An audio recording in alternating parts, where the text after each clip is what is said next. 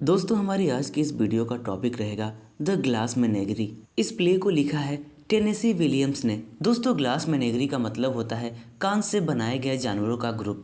दोस्तों ये एक मेमोरी प्ले है जिसमें ऑथर ने अपने खुद के ऑटोबायोग्राफिकल एलिमेंट्स को लिया है। पहले तो विलियम्स ने इसे एक शॉर्ट स्टोरी फॉर्म में लिखा था और इसका टाइटल दिया था द जेंटलमैन कॉलर, लेकिन फिर बाद में इन्होंने इसको एक प्ले में कन्वर्ट कर दिया। ओरिजिनली इस प्ले को इंग्लिश लैंग्वेज में लिखा गया था और इसको पहली बार परफॉर्म किया गया था 1944 में शिकागो के अंदर। और दोस्तों इसकी सेटिंग रखी गई है Saint Louis apartment late 1930s में। तो आइए दोस्तों अब हम इस प्ले की समरी को देखते हैं। दोस्तों इस प्ले का नरेटर है टॉम विंगफील्ड, जो कि खुद ही इस प्ले का एक कैरेक्टर है। और दोस्तों इस प्ले की शुरुआत होती है टॉम के अपार्टमेंट से, जो कि सेंट लुइस में मौजूद है। दोस्तों ये टॉम एक लोअर क्लास फैमिली से बिलोंग करता है। इस फैमिली में टॉम के अलावा उसकी माँ अमेंडा और उसकी एक बहन है लॉरा। दोस्तों इस टॉम के फादर काफी सालों पहले ही इसकी फैमिली को छोड़कर चले गए हैं। जाते टाइम टॉम के फादर ने बस फैमिली के लिए एक लेटर छोड़ा था जिसमें उन्होंने लिखा था हेलो एंड गुड बाय। और तब से अभी तक टॉम के फादर का कोई पता नहीं है। ये टॉम एक जूते के गोदाम में काम करता है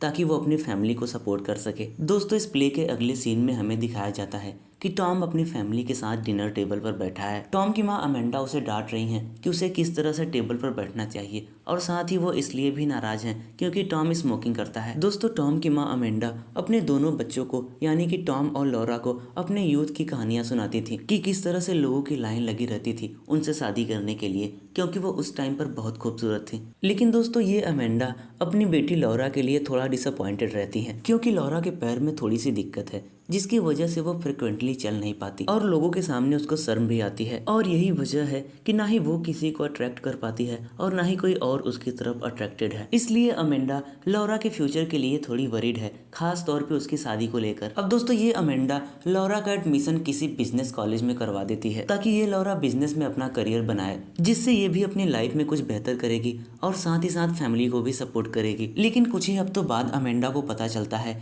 कि लॉरा अपने लड़खड़ा कर चलने की वजह से काफी शर्मिंदगी महसूस कर रही थी, जिसकी वजह से उसने कॉलेज छोड़ दिया था और कॉलेज जाने की बजाय वो अपने टाइम को सिटी और गार्डन में घूमकर बिताती थी। ये सब देखने के बाद अमेंडा और भी वरीड हो जाती है लॉरा के लिए। वो सोचती है कि पता नहीं उसकी बेटी लॉरा की किस्मत में क्या लिखा है। अब वो सोचती है कि लॉरा की जिंदगी में बदलाव लाने का एक ही तरीका है कि अब वो मैगजीन का सहारा लेगी जिसमें वो लॉरा के बारे में झूठ बोलेगी। इससे उसको ये फायदा होगा कि लॉरा के लिए अच्छे रिश्ते आएंगे। उधर दोस्तों ये टॉम अपने जूते के गोदाम में काम करने से नफरत करता था। इसको वो काम बिल्कुल भी नहीं पसंद था, इसलिए वो अपने काम और पैसे को सिनेमा और शराब पीने में खर्च करता था, जिसकी वजह से टॉम की माँ अमेंडा उसको बहुत बुरा भला सुनाती हैं। और इन चीजों को लेकर टॉम और अमेंडा में आर्गुमेंट्स भी हो जाते हैं और इस आर्गुमेंट के चक्कर में टॉम से शीशे के बने कुछ एनिमल्स के फिगर्स टूट जाते हैं, यानी कि कांच की मूर्तियां। और ये मूर्तियां लॉरा की सबसे बेशकीमती संपत्ति थी। ये कह सकते हैं कि ये सारी चीजें लॉरा को बहुत पसंद थी। दोस्तों ये अमेंडा अपने बेटे टॉम से कहती है कि तुम लॉरा के लिए कोई रिश्ता लेकर आओ, यानी कि अपने गोदाम में ही किसी ऐसे को देखो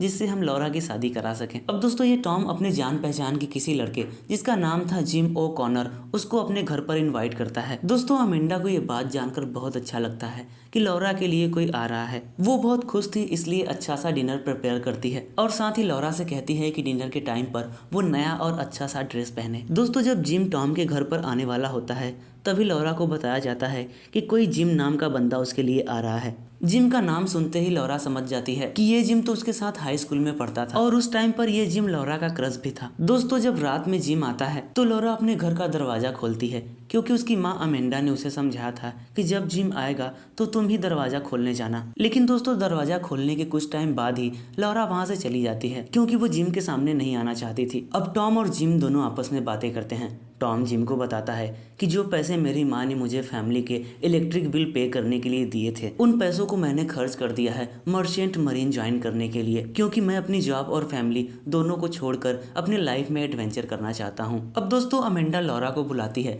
जिम के साथ डिनर करने के लिए, लेकिन लॉरा मना कर देती है। वो बहाना बनाती है कि उसकी तबीयत ठीक नहीं है इसलिए वो डिनर नहीं करेगी। अब दोस्तों लॉरा के बिना ही सभी लोग डिनर करते हैं। डिनर के दौरान अमेंडा जिम से बहुत सारी बातें करती हैं। दोस्तों जैसे ही डिनर खत्म होता है घर में लाइट चली जाती है। पता चलता है कि इलेक्ट्रिक बिल पे नहीं किया गया था। दोस्तों अमेंडा कैंडल जलाती है और जिम से कहती है कि तुम लॉरा को एंटरटेन करो, वो इस टाइम पर लिविंग रूम में है। अब दोस्तों जैसे ही जिम लौरा के पास जाता है वो बिल्कुल सन्न रह जाती है, लेकिन जब जिम लौरा से बात करता है तो धीरे धीरे लौरा को भी कॉन्फिडेंस आता है और वो भी जिम से बात करने लगती है। लौरा जिम से कहती है कि मैं हाई स्कूल के टाइम तुमको पसंद करती थी, लेकिन मेरे अंदर इतना करेज नहीं था कि मैं अपने दिल की बात तुमसे कह सकूं। इसके बाद लौरा उसे याद दिलाती है कि तुमने मेरा नाम रखा था ब्लू रोज, लेकिन मेरे पैर में जो प्रॉब्लम है इस वजह से मैं कभी किसी को फेस नहीं कर पाई। इस पर दोस्तों ये जिम लौरा को समझाता है कि भले ही तुम्हारे पैरों में प्रॉब्लम है लेकिन फिर भी तुम बहुत यूनिक हो। दोस्तों जिम की इन बातों को सुनकर लौरा खुद के अंदर कॉन्फिडेंट फील करने लगती है। इसके बाद लौरा जिम को अपनी सबसे फेवरेट चीज कांच के बने एनिमल्स को दिखाने लगती है। इसके बाद जिम लौरा के साथ डांस भी करता है, लेकिन डांस करने के दौरान गलती से एक कांच की मूर्ति टूट जाती है। जिम को पछतावा होता है कि उसकी वजह से लौरा की एक फेवरेट चीज टूट गई, लेकिन लौरा कहती है कि कोई बात नहीं, ये बस एक कांच की मूर्ति ही तो थी। दोस्तों लौरा जिम को इसलिए कुछ नहीं कहती क्योंकि वो जिम को पसंद करती थी। लौरा की बातें सुनकर जिम लौरा को किस कर लेता है, लेकिन इमीडिएटली उसको पछतावा होता है, वो पीछे हट जाता है। वो लौरा से माफी मांगता है और कहता है कि बस इस मोमेंट की वजह से मैं थोड़ा सा बहक गया था। एक्चुअली मेरे पास गर्लफ्रेंड है और मेरा उससे सीरियस रिलेशन है। इस तरह से दोस्तों जिम लौरा को मना कर देता है। लौरा की माँ अमेंडा चीयरफुली लिविंग रूम में आती है। तभी जिम जल्दबाजी में रहता है और कहता है कि मेरी बहुत जरूरी मीटिंग है मेरे फियांसे के साथ, इसलिए मुझे जाना पड़ेगा। अमेंडा जिम को गुड बाय बोलती है, लेकिन उसे सबसे ज्यादा गुस्सा आता है टॉम के ऊपर। वो टॉम को बहुत बुरा भला सुनाती है। वो कहती है कि जब तुम्हें पता था कि जिम की एंगेजमेंट हो चुकी है इसलिए तुम्हें उसे घर पर नहीं लाना चाहिए था। अमेंडा टॉम से कहती है कि तुम बहुत बड़े गैर जिम्मेदार हो, तुम्हें अपने फैमिली की कोई भी परवाह नहीं है। दोस्तों कुछ टाइम के बाद टॉम को उसके जॉब से भी निकाल दिया जाता है और अब वो अपना घर छोड़कर बहुत दूर रहने चला जाता है। दूर जाने के बाद भी वो हमेशा यही सोचता था कि वो अपनी बहन के लिए कुछ बेहतर नहीं कर सका और न ही अपने माँ के लिए। दोस्तों लौरा भी उस टूटे हुए यूनिकॉर्न को हमेशा अपने पास संभाल कर रखती है, जिम के द्वारा दी गई एक निशानी के तौर पर।